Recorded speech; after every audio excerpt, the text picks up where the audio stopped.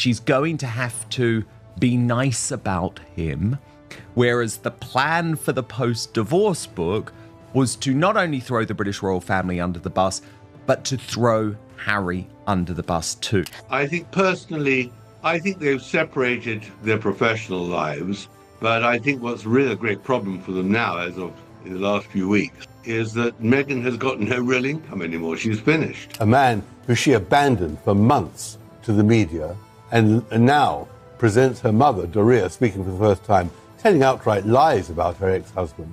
I mean, this was a calculated attempt. Tom Bower, the legendary royal author, is sharpening his quill, set to reveal huge secrets inside Prince Harry and Meghan Markle's marriage. Tom Bower says he has uncovered one detail that could completely change how people view Harry and Meghan's marriage.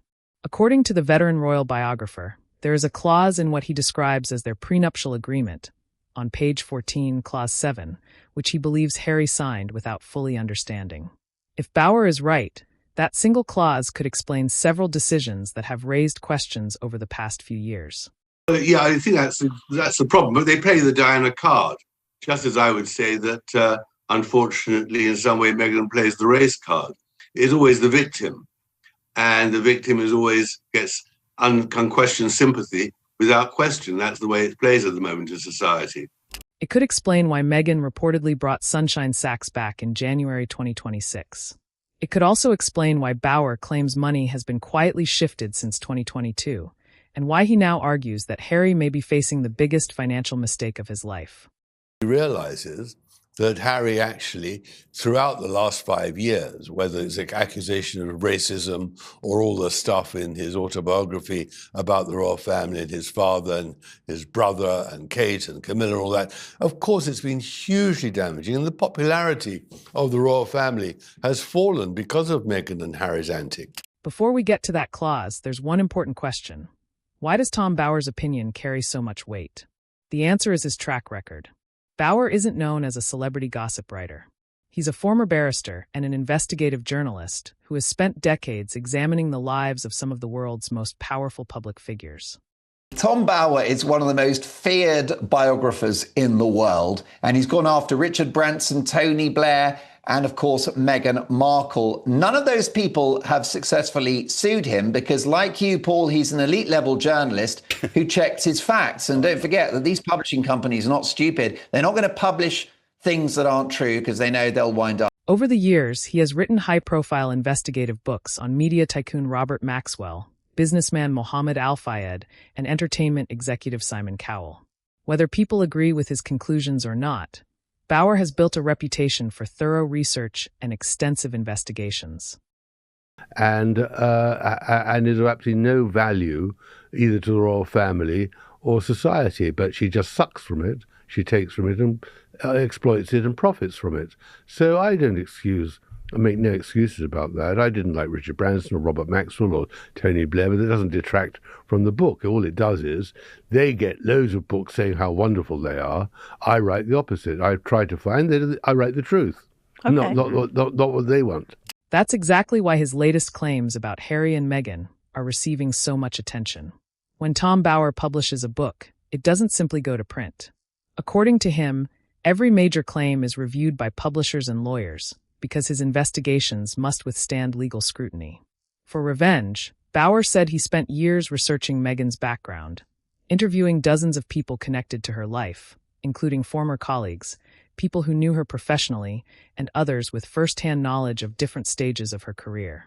His reporting is based on interviews, documents, records, and extensive research, rather than internet speculation or anonymous No, I choose people rumors. who don't want to be written about, on the whole, whose lives are shrouded in mystery, and they want to hide their secrets, and I just love digging away to find out what they don't want us to know. I wrote 4 years ago a book about Prince Charles, and it was a story about how he had rehabilitated himself after Diana's death, and how Camilla also had to be rehabilitated, and it was a #1. It was a fascinating story. So when Meghan came along into the scene, scene, I just thought, this is fascinating. How is this going to play out? To tell the truth, I spoke to very few friends of Meghan because she put a fatwa on anyone talking to me who she could. So I sent off dozens and dozens of emails to her friends, and most of them didn't even reply. That's why his books attract so much attention whenever he makes a new claim.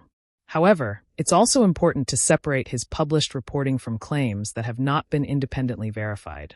While Bauer has publicly discussed his views on Harry and Meghan's finances and legal arrangements, there is no public evidence confirming that he has personally examined a prenuptial agreement, reviewed any specific clauses within it, or verified its contents through the lawyers involved in drafting it. And my whole profession has been to pump the bubble, to actually pump the balloon and show the truth, rather than the conjectured story which they would like us all to accept. So, of course, I don't deny at all I don't like her. I think she is a person who's done huge damage to the royal family, has been deeply, deeply inaccurate on many issues. No verified evidence that Meghan rehired Sunshine Sachs specifically because of preparations for a divorce.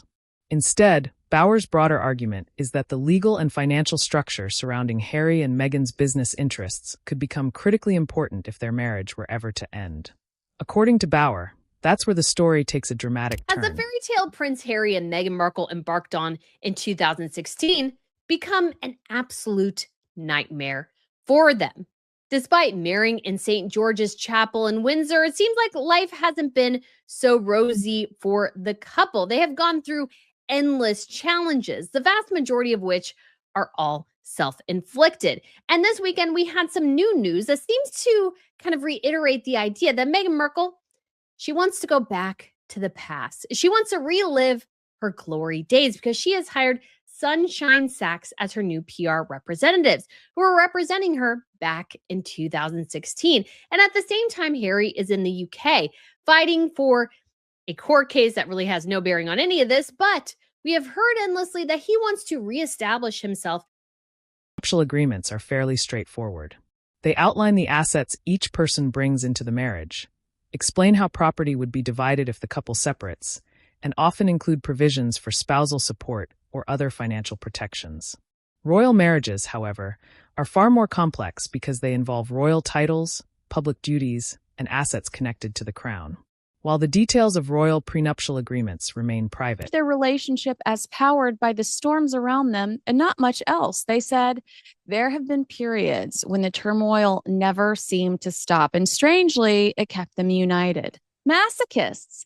They've learned to function within the chaos. Constant drama and chaos and mayhem seem to be all that is tying them together at the moment. Well, that and those damn Sussex titles. royal divorce settlements have historically addressed issues such as titles, financial arrangements, and official status. For example, after her divorce from King Charles III, Diana retained the title Diana, Princess of Wales, but no longer held the style of Her Royal Highness, showing that royal separations involve far more than an ordinary private agreement. We've got to go back very briefly to the beginning, that Diana herself was the product of a very broken family. Her mother literally dumped the children, ran off with somebody else. And her father wasn't interested in his children, and nor was her stepmother, really.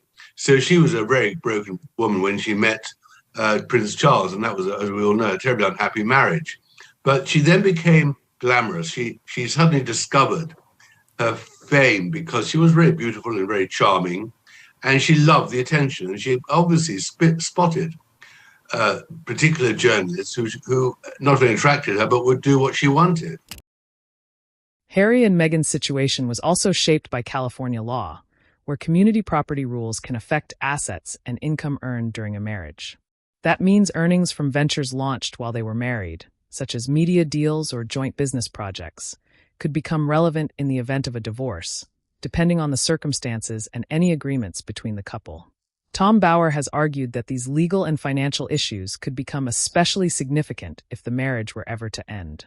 However, there is no publicly verified evidence that Harry and Meghan's prenuptial agreement contains specific clauses governing their Netflix earnings, intellectual property rights, the Sussex brand, or Harry's memoir Spare. The actual terms of any such agreement have never been made public. This is significant because Meghan has played a leading role in many of their joint business ventures and has been publicly associated with major commercial projects undertaken by the couple. A huge warehouse full of was never stock, which nobody wants.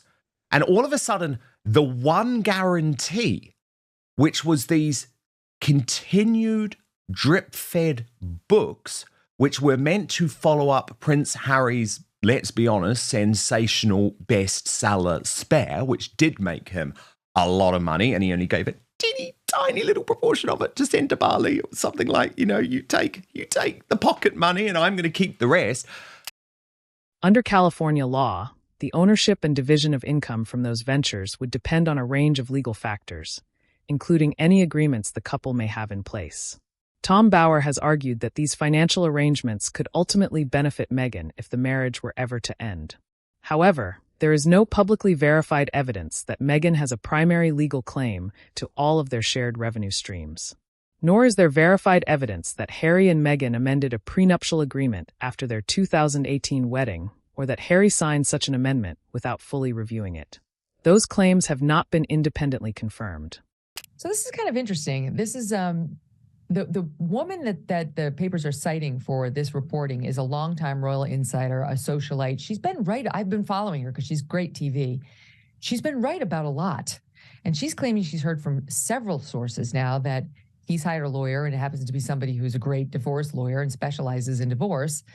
And it dovetails on other reports that he is spending a lot of his time in 2 hotels, one of which is in Montecito, another of which is not too far away, as an escape from her. It's entirely plausible. All they've done for 5 years is complain and moan and see themselves as downtrodden victims. Prenuptial agreements can be amended after a marriage, and that is not unusual. Couples sometimes update them following major life changes such as having children, purchasing significant assets, relocating, or launching new businesses together. Whether Harry and Meghan ever amended a prenuptial agreement has never been publicly confirmed. Tom Bauer has suggested that their financial arrangements evolved as their circumstances changed following their departure from royal duties in 2020, when they moved to California and signed major commercial deals. However, there is no publicly verified evidence that they executed a prenuptial amendment at that time.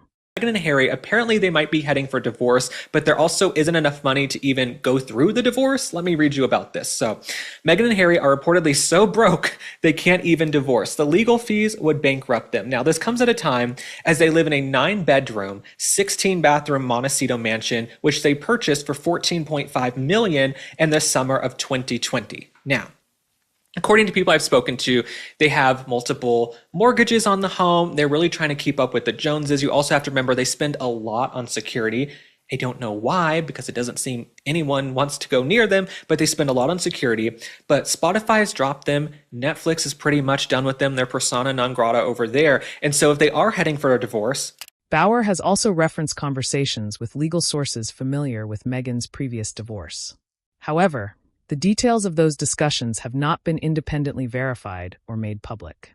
People who have worked with Meghan have described her as detail-oriented when it comes to contracts and major business decisions.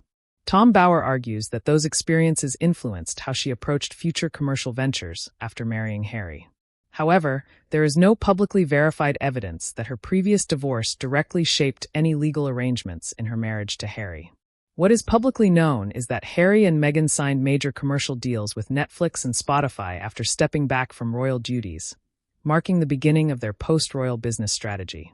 And that was very critical because at that moment last year, she was about to promote her Netflix series and didn't want to firstly be seen with Harry, and secondly didn't want to go somewhere where she'd appear cheap and give it gratis. And this year, she is desperate to be seen. Yeah. And that's why she turned up. So I think she has a major problem, financially and professionally. And I think that Harry has a problem because he's lost his charity centre Bailey in Africa.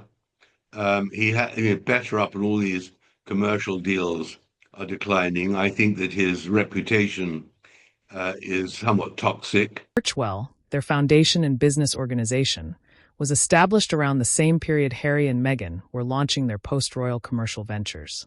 Tom Bauer argues that their financial and business arrangements became increasingly important as those projects expanded. However, there is no publicly verified evidence that Harry and Meghan amended a prenuptial agreement during this period, or that such an agreement granted Meghan control over their joint brand. Public records do show Meghan serving in leadership roles within Archewell, but they do not establish ownership rights in the event of a separation. Bauer has argued that the way their business interests were structured could become highly significant if the marriage were ever to end.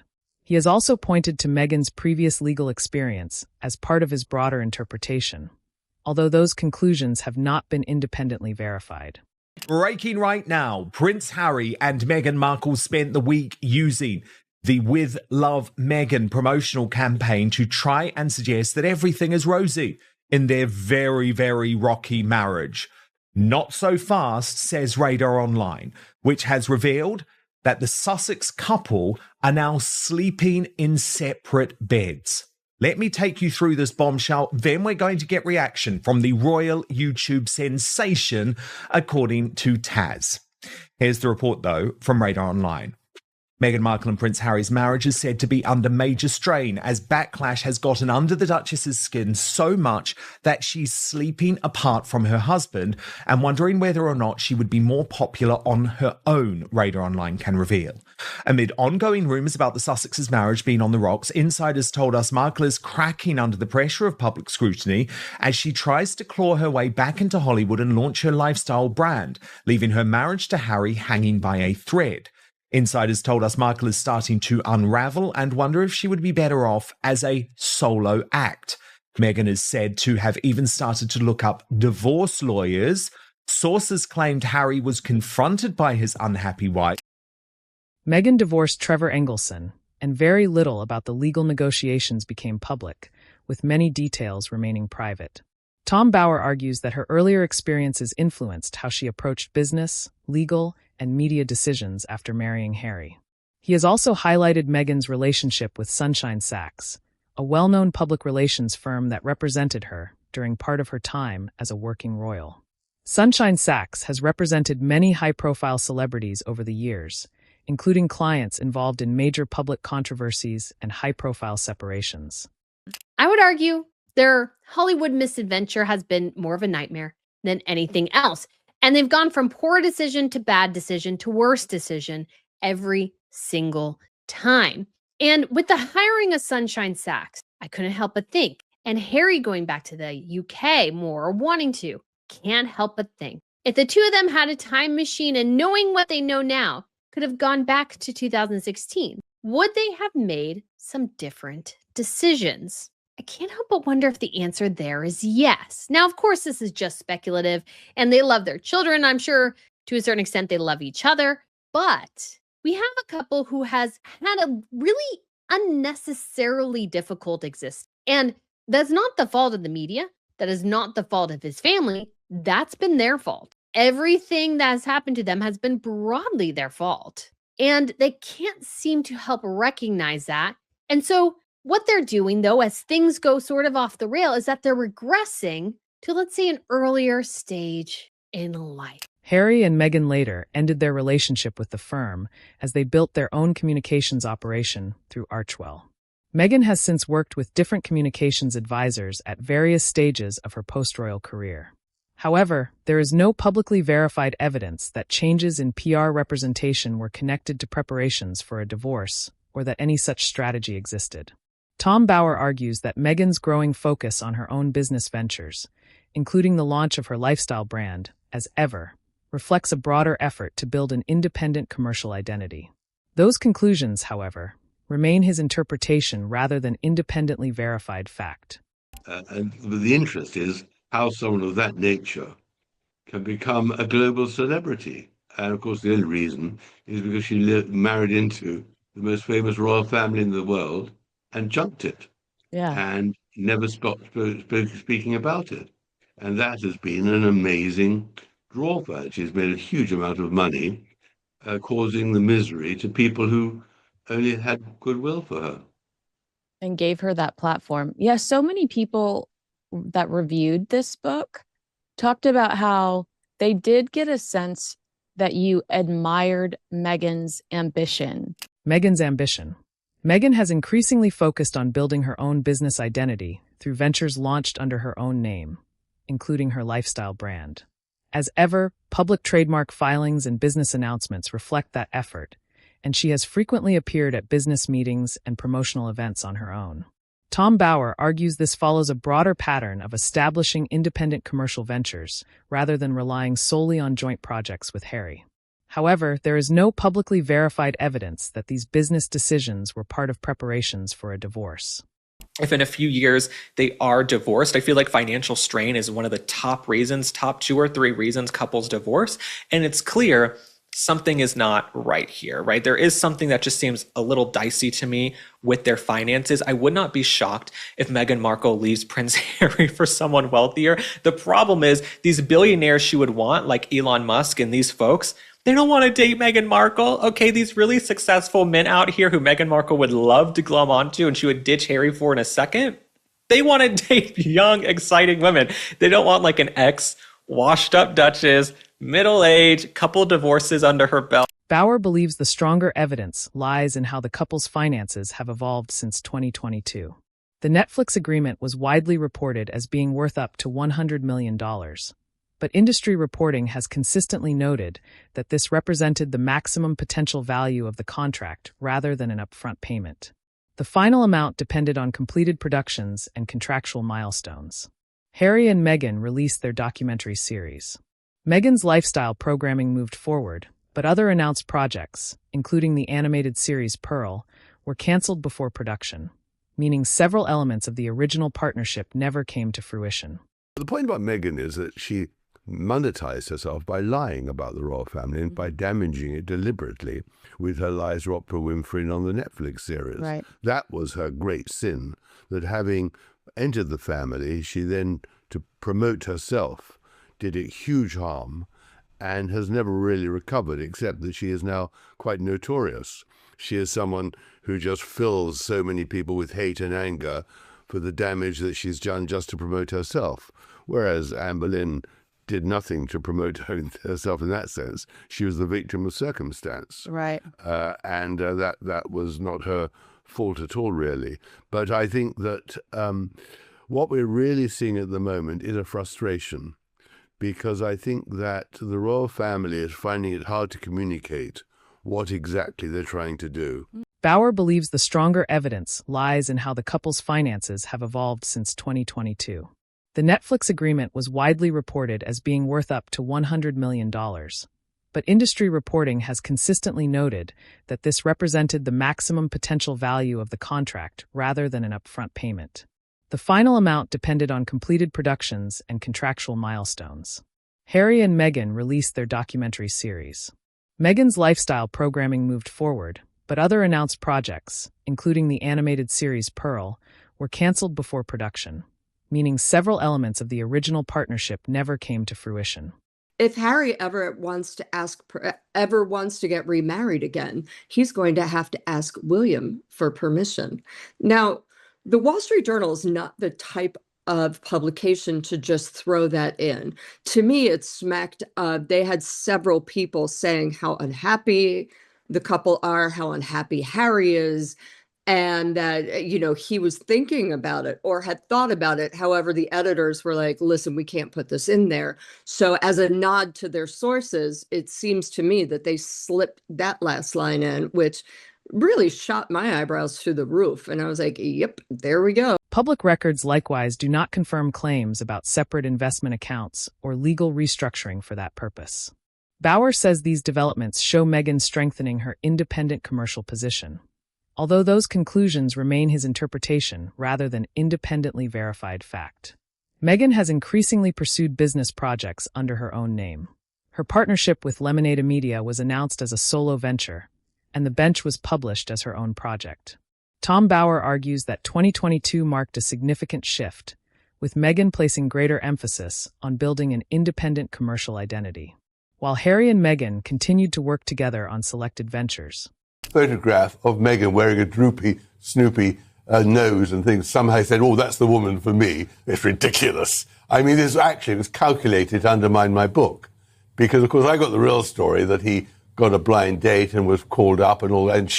And this is the other thing, which is one of the many, many lies she tells, that she arrived in London, full career, single girl, wasn't interested. Of course, she'd been coming to London since 2013, hunting for a man to marry. Yes. She wanted an Englishman. She was on a manhunt. And she also wanted a famous. And she arrived in London immediately when she went to Wimbledon, talked to the woman she was working for, and said, you know, Harry, can you arrange a blind date? And the woman did. The whole thing is a tissue of lies. And Netflix knows it's untrue. And that is what's so shocking, that those executives in Hollywood are plotting to destroy the monarchy because they just see money in that, as do, of course, the Sussexes. He believes this reflects a broader long-term strategy, although there is no publicly verified evidence that these business decisions were connected to preparations for a divorce or to any private legal agreement between the couple.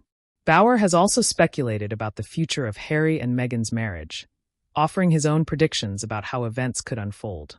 However, those predictions remain his personal assessment and have not been supported by publicly available evidence.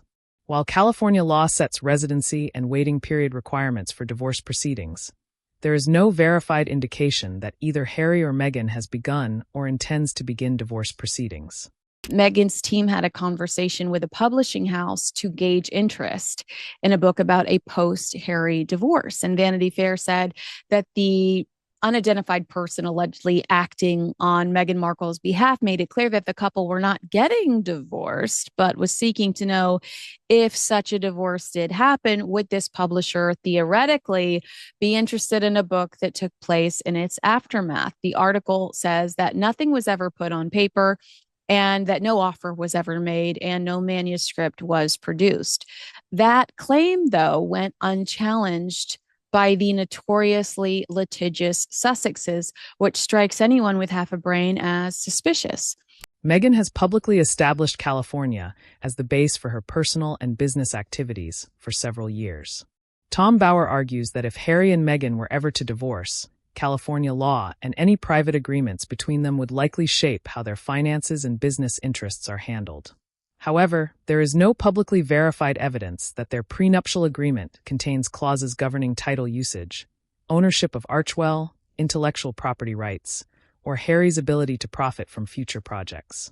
Nor is there verified evidence that Harry signed a later amendment without fully understanding its contents. Questions involving their Montecito home, shared assets, or business ventures would ultimately depend on California law and the specific terms of any private agreements, none of which have been made public. And secondly, I don't think William would allow it. William, I'm sure, and I completely understandably, is not going to have Harry making more trouble in Britain. He's had enough problems with Andrew. He doesn't need more problems with Harry. And the trouble is that letting Harry and Meghan back into Britain to revalidate their royal status will only give them another boost to sell themselves, either in Australia or Canada or wherever, to make money out of their royal titles. And I think that'll be a disaster for the royal family.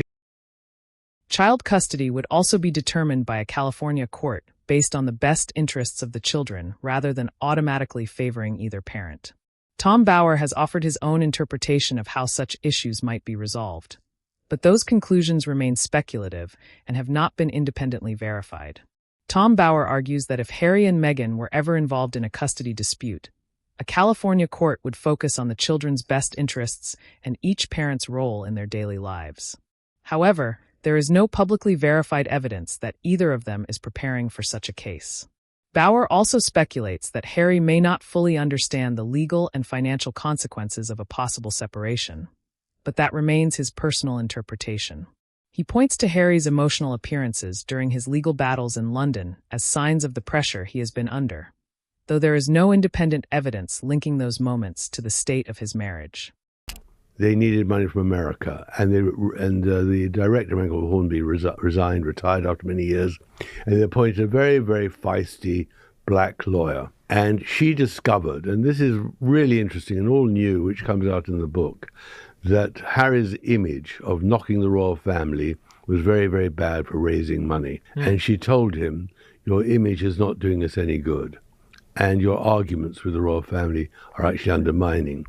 And we're going to have to change.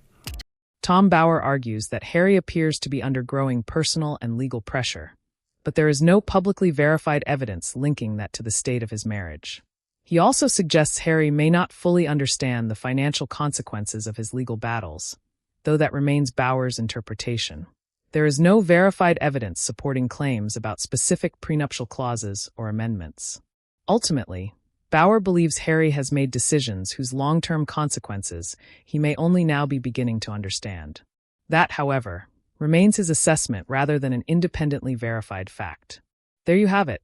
Tom Bower argues that Harry and Meghan's financial arrangements could become significant if they ever divorce. However, there is no publicly verified evidence supporting claims about specific prenuptial clauses or a 2020 amendment. Those conclusions remain Bower's interpretation. What do you think? Is he uncovering a real story or connecting dots that aren't there? Let us know in the comments.